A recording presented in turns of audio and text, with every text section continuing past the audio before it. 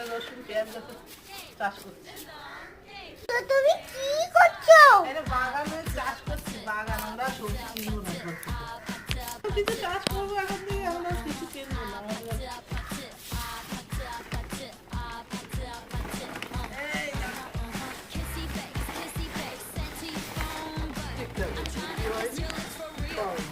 কি গাছ হয়েছে দেখো, কি সুন্দর না?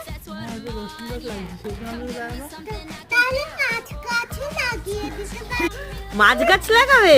আচ্ছা আচ্ছা, এগুলো দাঁড়া। গাছ লাগাবে।